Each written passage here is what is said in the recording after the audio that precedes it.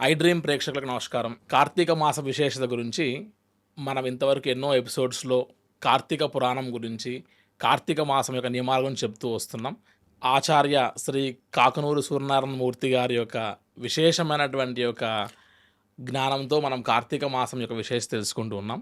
ఇక కార్తీక మాసంలో ఇంకా కూడా 11వ రోజు నుంచి మొదలుపెడితే మిగతా విశేషమైనటువంటి యొక్క కార్తీక మాసపు యొక్క ప్రాశస్త్యాన్ని తెలుసుకోవడానికి ప్రయత్నం చేద్దాం. గురుగారు నమస్కారం. గురుగారు నమస్కారం అబ్బాయి.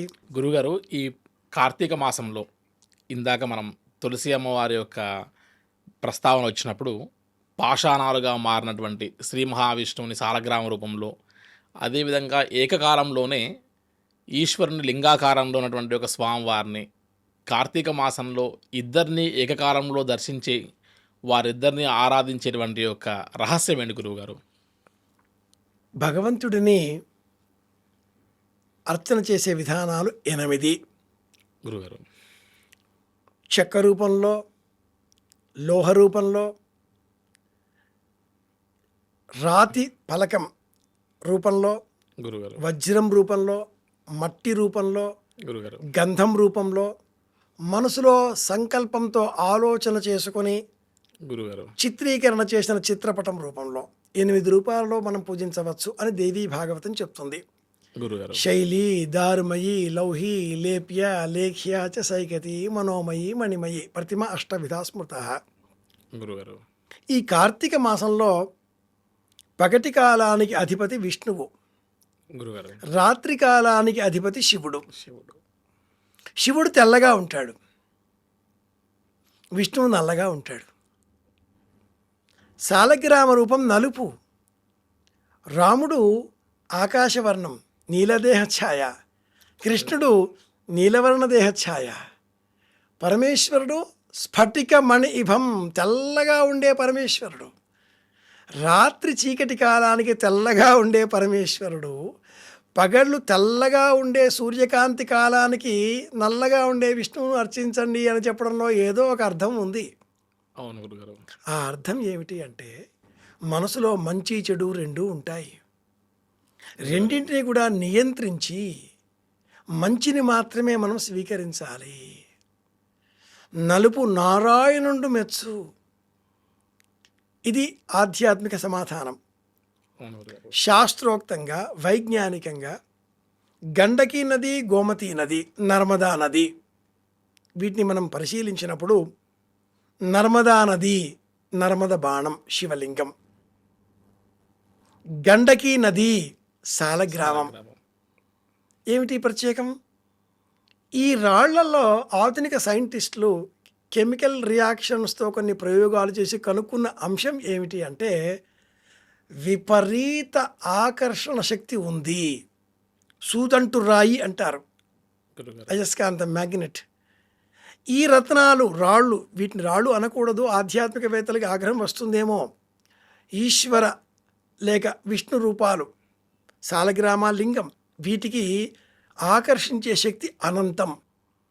కోణాకారంలో ఉండే పిరమిడ్కి ఎంత ఆకర్షణ శక్తి ఉంటుందో, గుండ్రంగా ఉండే శివలింగ రూపానికి అంతకంటే మించిన ఆకర్షణ శక్తి ఉంది అని గ్రహించిన ప్రాచీనులు గురుగారు, సూర్యాస్తమయం వేళ శివలింగాన్ని అర్చించండి, సూర్యోదయ కాలంలో విష్ణువుని పూజించండి అంటూ తెలియజేశారు. పగటి కాలం శాశ్వతం కాదు, రాత్రి కాక తప్పదు.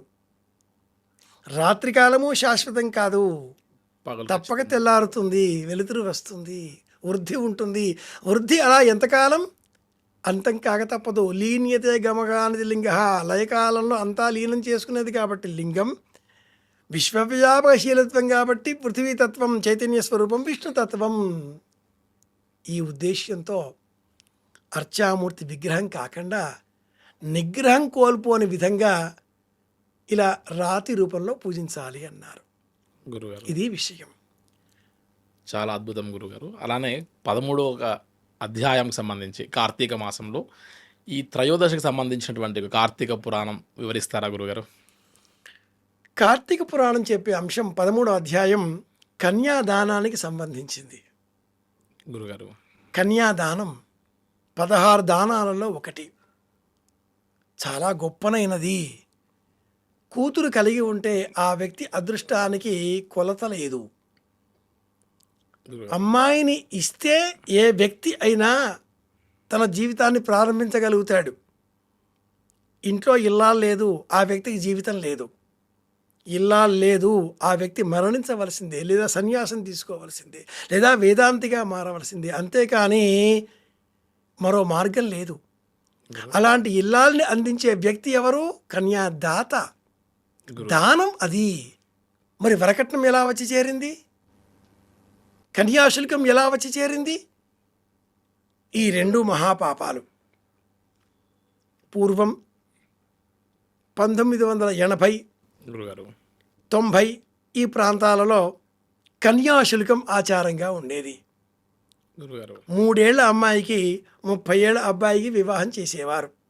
గురజాడ అప్పారావు గారు కన్యాశుల్కం అనే ఒక నాటకమే వ్రాసి ఉన్నారు. అవును గురుగారు. ఇది దురాచారం. అలాగే 1920 కాలం నాటికి లోకంలో వరకట్నం అన్న ఆచారం వచ్చి చేరింది. వరకట్నం అన్న ఆచారం వచ్చి చేరింది.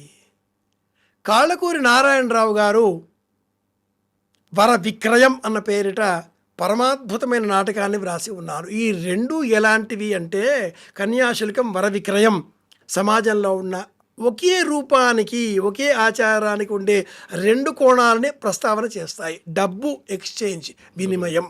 గురుగారు. అమ్మాయి ఏమైనా సంతలో బొమ్మన అమ్మడానికి కాదు గురుగారు. ఈ కథ సువీరుడు అనే ఒక వ్యక్తి కథ తెలియజేస్తుంది. దుర్మార్గుడు. గురుగారు. ఒక కుమార్తె కలిగింది. ఒక మునికుమారుడు ఈ అమ్మాయిని తనకు వివాహం చేసి అందించినట్లయితే యజ్ఞయాగాది కథలు చేస్తాను అన్నాడు. సువీరుడు నాకేమిటి అన్నాడు. మునికుమారుడు కొంత డబ్బు ఇచ్చాడు. ఆ డబ్బుతో రాజభోగాలు అనుభవించాడు ఈ సువీరుడు. కొంతకాలం తర్వాత మరి ఒక కుమార్తె కలిగింది. డబ్బు పైన ఆశ పెరిగింది. గురుగారు. అధర్మం, అన్యాయం ఇవన్నీ ఎప్పుడు తెలుస్తాయి? వృద్ధాప్యానికి తెలుస్తాయి. పాపాలు చేసినవన్నీ చేసేసి చివరిలోనైనా అని ఎందుకు చెప్తాయి ఈ పురాణ కథలన్నీ కూడా అంటే, ఈనాటి కాలానికి కార్తీక పురాణం చదవడం, తెలుసుకోవడం తప్పనిసరి. మనమంతా అదే మార్గంలో ఉన్నాం. గురుగారు. నేను కట్నం తీసుకోను, ₹1 వద్దు.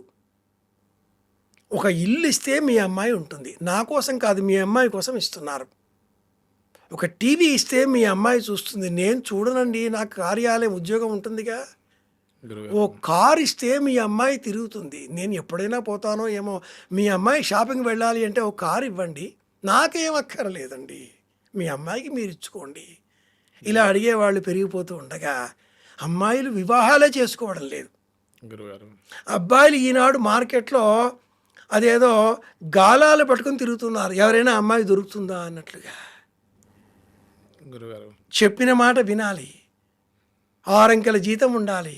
5 రోజుల పని దినాలు పని చేయాలి. 4 వాహనాలు అంటే 4 చక్రాల వాహనం ఉండాలి. 3 బెడ్రూమ్ల ఇల్లు ఉండాలి. ఇద్దరే ఉండాలి. ఒకే పాస్వర్డ్ నాకే చెప్పాలి, అయితే పెళ్లి చేసుకుంటాను అనే అమ్మాయిలు పెరిగిపోతున్నారు. కారణం ఏమిటి? ఈ కార్తీక పురాణం 16వ అధ్యాయం చదవకపోవడం, తెలవకపోవడం. గురుగారు. ఇందులో కన్యాశుల్కం పనికిరాదు, వర విక్రయం పనికిరాదు. రెండు చెడు. ఇద్దరు ఇష్టపడ్డారు, పెద్దలు వివాహం చెయ్యాలి. శాస్త్రం, కుటుంబం, నేపథ్యం, ఇది 13వ అధ్యాయంలోని విశేషాంశాలు. గురుగారు చాలా సంతోషం. చాలా చక్కటి పరమార్థాన్ని, చక్కటి విశ్లేషణని 13వ అధ్యాయం ద్వారా ఇచ్చారు. హర హర మహాదేవ్ గురుగారు. కృష్ణార్పణం.